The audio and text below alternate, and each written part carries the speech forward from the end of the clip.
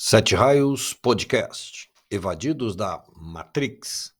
Este é o pod videocast número 2 da playlist Dissecando o Primeiro Filme e Compreendendo a Série, que é também o nome do pod videocast número 1 desta playlist.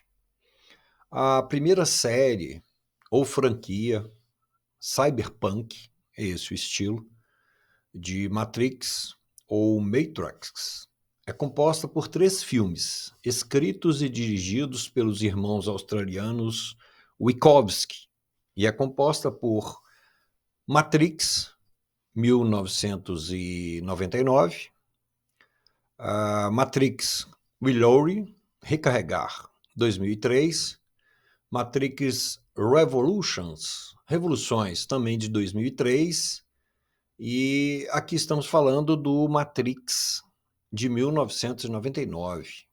O nome é apenas Matrix, ou Matrix. O mais completo e significativo deles, inclusive mais completo do que o Matrix Ressurreições, lançado em 2021 e dirigido pela irmã deles. Os filmes completos existem ainda em CD, ou no Prime Video e HBO Max, onde há também 9 curta-metragens da Animatrix. Vamos, por fim, nessa play, comentar todo o trabalho deles. Matrix. Nas primeiras cenas, os roteiristas e cineastas nos entregam sutilmente o universo do filme. Vemos ali, evidentemente, não só um filme policial, um filme de ação, de hacker, viagem no tempo e no espaço através de impulso telefônico, combate a agentes de uma inteligência paralela, de um programa paralelo em execução, projetando e mantendo a Matrix 200 anos à frente, da época que nós estamos, dominada por máquinas que fazem da humanidade apenas fontes e pilhas de energia, enquanto suas consciências existem dentro de algo como um grande holograma. Não.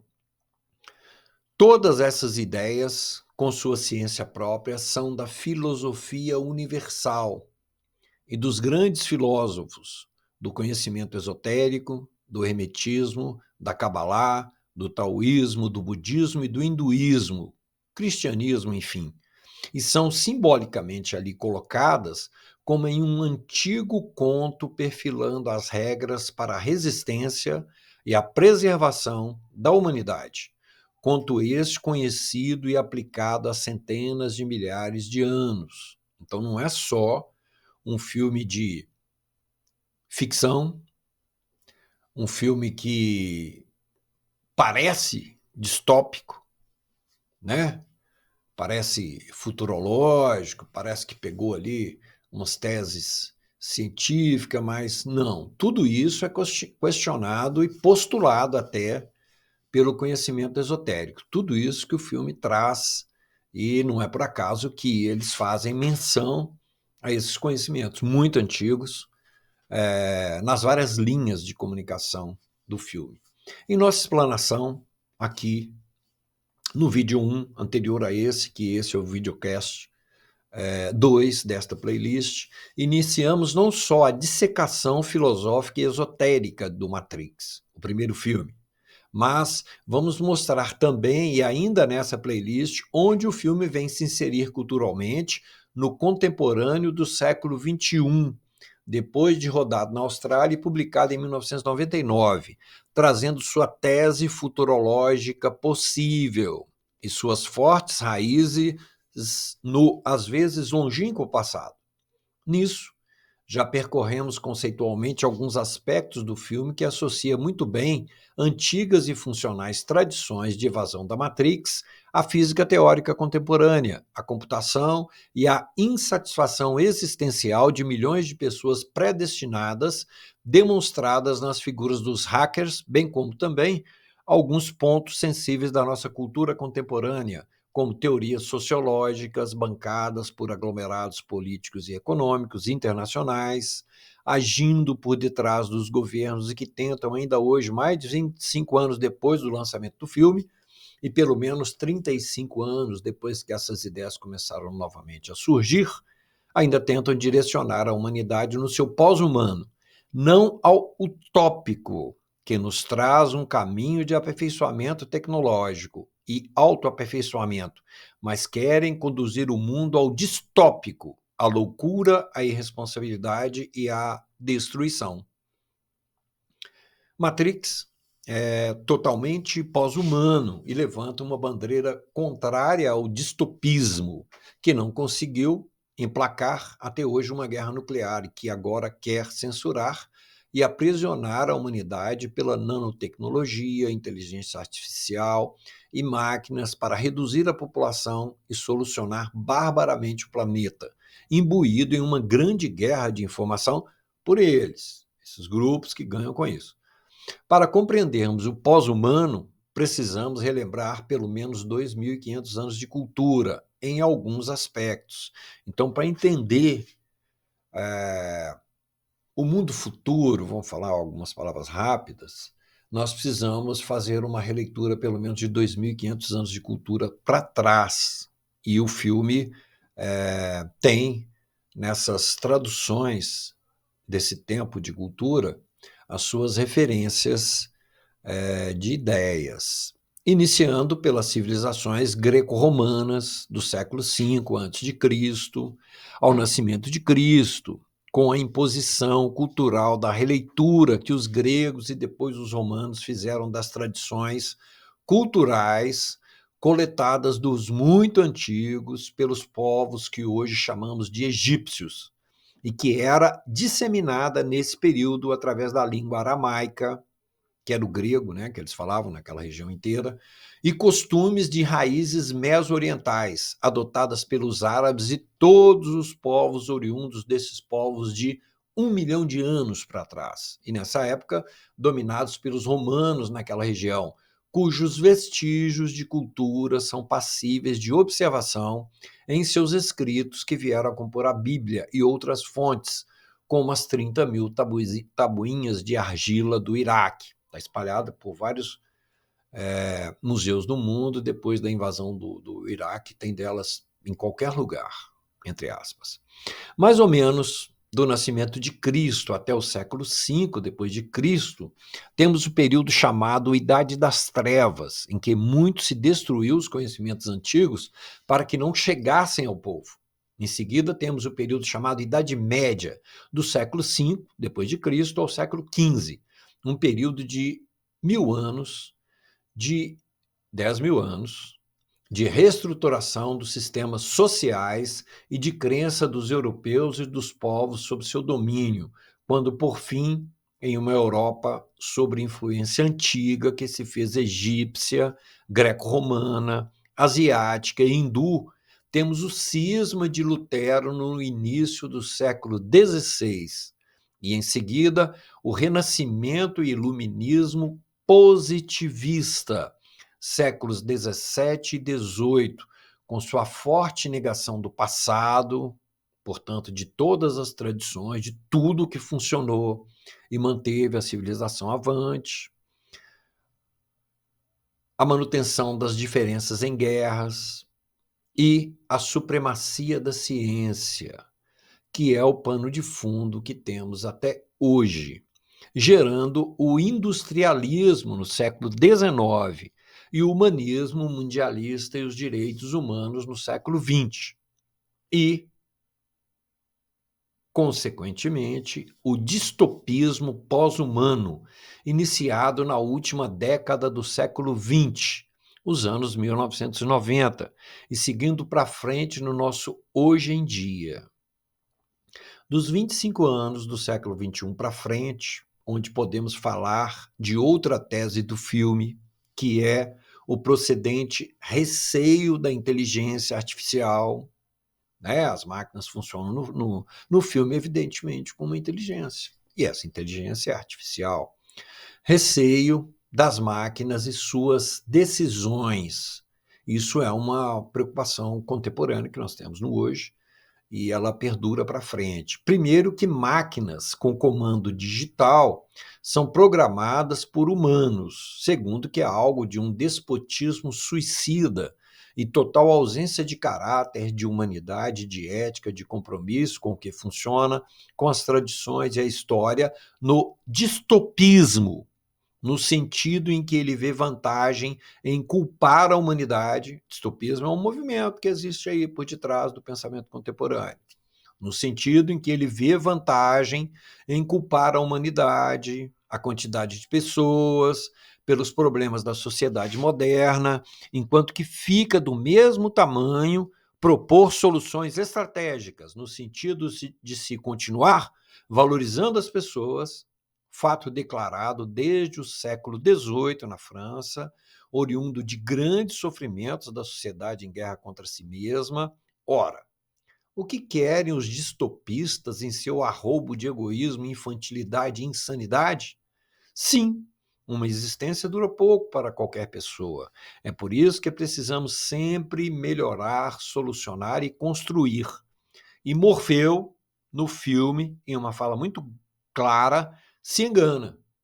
Nossa dependência das máquinas é muito recente. Não é sempre que nós dependemos das máquinas. Isso é muito recente. A sociedade industrial faz agora apenas 170 anos. Isso é do século XIX, 1850, que já estava o vapor funcionando e máquinas produzindo coisas em série. A coisa pegou ali. Isso é muito pouco tempo. Todos os confortos que produzimos na Matrix já existem harmoniosamente do lado de fora dela. Só que lá esses confortos são orgânicos, harmônicos, perfeitos. A harmonia das esferas existe e nos chama para nos unirmos e sermos treinados para continuarmos a evasão. O primeiro passo é o conhecimento. Conhecereis a verdade, e a verdade vos conduzirá na evasão. Um paralelo aqui com uma fala famosa que existe aí. Considerando-se a verdadeira providência e também algo que podemos chamar de curso natural das coisas ou destino, enquanto humanidade, na verdade, nós sempre contamos foi com nós mesmos. Força dos braços e pernas, muito trabalho e acesso ao que é bom, saudável e simples, e que rapidamente descobrimos que são as melhores coisas da vida. Mas por que o distopismo quer marginalizar outra vez o ser humano, culpá-lo e atacá-lo com nanotecnologia e robôs, as máquinas? É ainda a realidade maléfica de que a guerra é o que dá mais dinheiro. Por que essa repetição de clichê, de destruição da civilização, que por si mesma um dia irá, no andamento da história, ruir e se refazer em um processo natural? Por que o pós-humano distópico e negativo? E por que o distopismo, enquanto que o que o mundo precisa é de novas cidades, bem projetadas, etc., né, com sustentabilidade, não é essa linha que estamos seguindo? Porque o ser humano começa a ser visto como ruim pelos mesmos grupos econômicos e suas agências de notícias, que, mascarados em suas mega empresas, fundações e monopólios internacionais há séculos, e hoje mais do que nunca, fomentam o consumo, a poluição, a desinformação e o desequilíbrio das pessoas, o uso de combustíveis fósseis, a exaurição dos oceanos e das matas. Onde estão as matas e a saúde natural da Europa? Onde está o holístico deles? Por que dizer que tem muita gente no mundo, ao invés de se projetar novas e inteligentes cidades, revezando quem planta, quem industrializa, quem vai para o espaço, para os oceanos, para viver harmonizados nos continentes, ao invés de se marginalizar outra vez o ser humano? Mas alguns donos do capital multinacional, com seu cabedal mal construído, em seus castelos de cartas e sua macroeconomia que não deu certo, manipulam, financiam e põem pilha em tudo que pode levar ao caos, porque eles só ganham narrando e criando grandes problemas e narrando e criando a reconstrução. Afinal, quem ganha com as guerras? Precisamos sim elaborar sistemas de segurança e ética para a enorme quantidade de máquinas e réplicas humanas e de animais passíveis de hackeamento, de mau uso e direcionamento anti-humano. Matrix nos traz também esse alerta. A verdade é que quase nada mudou nesses cerca de 40 mil anos de cultura recente, cujos vestígios são disponíveis. Matrix é um filme inteligente, onde tudo importa: nomes de personagens, falas de personagens, imagens, símbolos, tudo. Então, não há nada gratuito. Cada cena, cada detalhe é bem colocado como linguagem.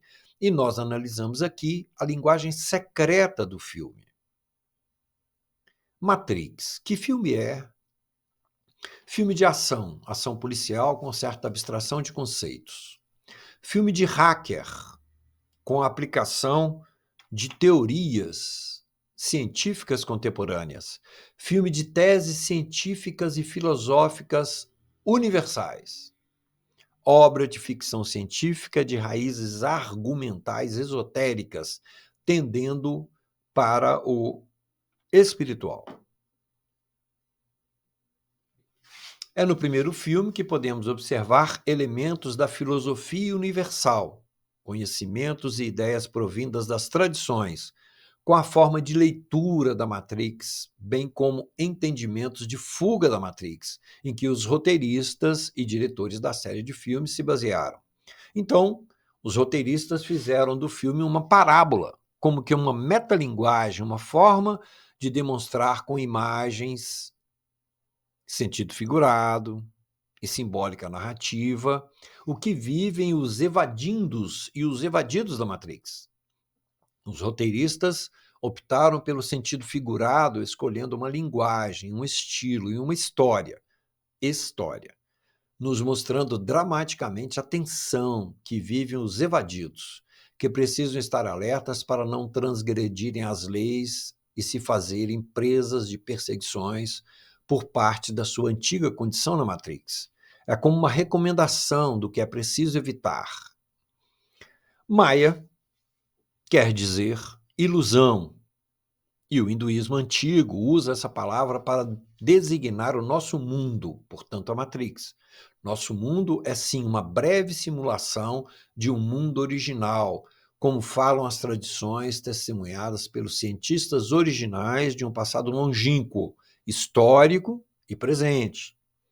Essa simulação é projetada em um vácuo hermeticamente fechado, aprisionante e retroalimentador, tendo como base a definição de um comprimento de onda que determina a sintonia cósmica em que existem os átomos que nos formam e que formam tudo nesse universo e que condicionam o tipo e a qualidade de onda captada pelos nossos 5 sentidos, com os quais fazemos uma leitura natural elementar que nos impõe um paradigma de percepção que é também uma grande limitação, pois percebemos da realidade das coisas e da verdade do universo, ou a verdade, como é dito, apenas sua roupagem exterior, limitante, provisória, relativa e adulterada. Vivemos na casca das coisas, em uma holografia, uma projeção. O mundo da Matrix, em que vivemos, é uma grande projeção particular dentro da concretude da mente cósmica, uma simulação, uma ilusão, portanto, Maya. Para representar isso, provindo do hinduísmo antigo e da física teórica de Fritjof Capra, Fritjof Schuon, dentre outros, o filme se inicia mostrando esses caras são da década de 80, viu as publicações dele. Capra escreveu O Ponto de Mutação, o tal da física, e depois nos anos 1990, esse outro cara, se não me engano, ambos são suíços, se não me engano, Schuon, eu já vi várias pronúncias, na França fala de um jeito, aí Dentre outros filmes, o filme se inicia mostrando uma imagem de fluxo de dados contendo números verdes invertidos em movimento como uma cachoeira, demonstrando simbolicamente a malha sutil de energias que formam o mundo que percebemos e que pode ser traduzido em números, em impulso eletrônico, em pacotes de dados enviados e recebidos. Vamos agora para a cena 1 do filme, que começa com um diálogo. É o início de tudo. O filme é de 1999 e vemos um diálogo entre duas pessoas através de uma ligação de telefone antigo, de linha, mas escrita no computador como um messenger, onde percebemos que se revezam em turnos para observar ocultamente alguém. Eles falam até em matar esse alguém. Falam que Morfeu, que é o chefe, acha que esse alguém que observam é o escolhido e suspeitam que a linha de comunicação que utilizam pode não ser segura. Linha de telefone grampeada era um dos horrores possíveis como acessório de investigação, censura e perseguição policial, até quando a internet surgiu e, infelizmente, isso e também outras formas de espionagem ficaram muito mais fácil com a internet. Já havia internet em 1999, há 10 anos, mas o filme é retrô. O uso do telefone de fio, telefone fixo, ainda era muito comum naquela época. Tem gente que ainda usa até hoje.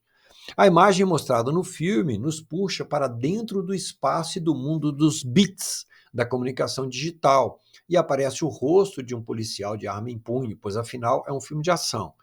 O aparecimento dos policiais armados nos apresenta uma situação de muita tensão. Tensão e poder de polícia. É evidente que aquele que empreende discernir, compreender e superar seu aprisionamento natural à Matrix viverá inúmeras formas de tensão. Isso é falado claramente nesses conhecimentos de evasão. E a forma que eles usaram para usar isso em sua narrativa foi essa questão com relação às forças policiais que garantem a opressão da Matrix sobre eles lá dentro do filme.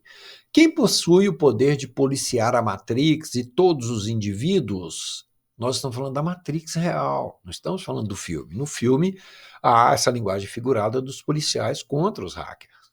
No hermetismo, esse ser, essa consciência universal da Matrix, é chamada de Karma Nemesis. É ela que tem o poder de policiar a Matrix e todos os indivíduos. Karma Nemesis.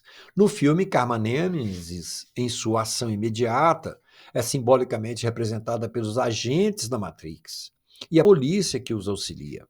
Segundo a primeira cena do filme, Seguindo a primeira cena do filme, ela demonstra um considerável poder de polícia, mostrando como as forças policiais dos estados, dos diversos países e, eventualmente, a serviço de políticas dos governantes e seus possíveis manipuladores, podem ser utilizadas para coagir, intimidar e perseguir indivíduos que, pelas suas ações libertárias, entre aspas, conflitam com o Estado, com as estruturas sutis de domínio dos indivíduos e, por conseguinte, por fim, com as máquinas dominantes e a Matrix. E com essa holografia também, que está acompanhando tudo através de Karma Nemesis. E há a definição profunda disso no esoterismo, no hermetismo, e é o colherazo que semeastes. Veja, a Organização do Mundo não se interessa que conflitemos seriamente com o que está construído e que funciona para eles, e que tem no sistema econômico seus tentáculos de poder e domínio, e nos governos a sua grande fachada. É exatamente a estrutura social advinda disso que permite ao aspecto sombra dessa antiga organização literalmente sugar por inúmeros modos sutis as energias de vida da humanidade, colocando as pessoas a dedicarem seu tempo não para viverem felizes e dotadas de conhecimento sobre a verdade das coisas, de onde vieram, quem são e quais as opções de para onde vão, mas mantendo a humanidade e o mundo em uma grande projeção, uma grande ilusão, pois eles e suas hierarquias servem aos opositores da harmonia cósmica. Isso é o que fala a tradição, e é só observar um pouco as coisas e a gente vê que as tradições nos guardam um ponto de vista que nos ajuda muito a discernir a realidade, entre aspas. Sugerem o tempo todo que nos engajemos na concorrência com os nossos semelhantes para adquirirmos não conhecimentos libertacionais que reduzam a nossa ilusão de que tudo está certo e um dia vamos morrer, mas para que corramos atrás de títulos e bens materiais, onde empenhamos nossas energias fazendo girar a poderosa e multimilenar roda de interesses, lucros econômicos e energéticos vitais dos seus senhores. Desconfiança. Se uma pessoa começa a desconfiar que afinal há algo errado com o mundo, e certamente há, ela deverá ter muito cuidado com que os seus afazeres não a fragilizem moral ou até criminalmente, para não cair presa das chamadas forças legais e as hierarquias invisíveis que estão acima das coisas.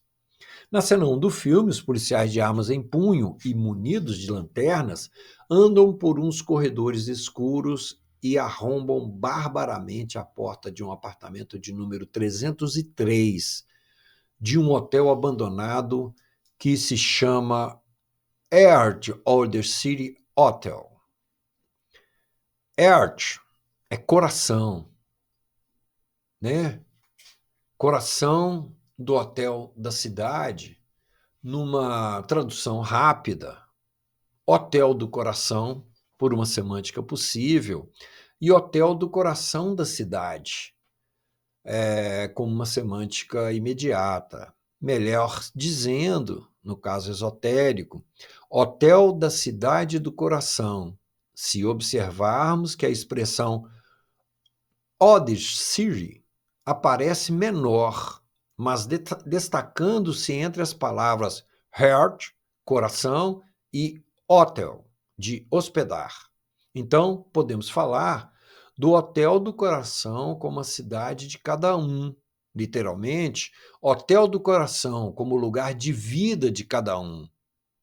Olha como o nome do hotel, e a gente cabalisticamente raciocinando um pouquinho aqui, a gente vê que eles estão falando de algo muito tradicional só com o nome do hotel, o que nos leva direto à ideia de Atman, a fonte de luz, amor e sabedoria interior, que precisamos conhecer, acolher e hospedar, no sentido de reconhecimento, em nosso coração, e que aonde ela está, e que é a pedra onde devemos apoiar a alavanca para nos renovarmos, nos elevarmos e, através de um processo de reconstrução e crescimento, deixarmos a Matrix.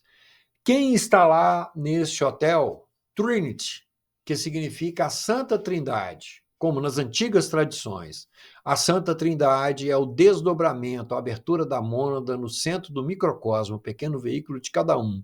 A liberação da força tríplice de Atman, Trinity, a Trindade, nossa cultura ocidental é judaico-cristã. Não compreendemos, aceitamos e dizemos isso? É a cultura que vem vindo ainda desde alguns milhares de anos do chamado Oriente Médio, da Arábia Saudita, Jerusalém, Iraque, Irã, Turquia, Líbano, para a Europa e de lá para as Américas, com antigas raízes babilônicas e anteriores, e que ganhou um novo impulso com Jesus Cristo, que ainda fincou na Índia seu padroeiro São Cristóvão, de nome antigo Réprobo.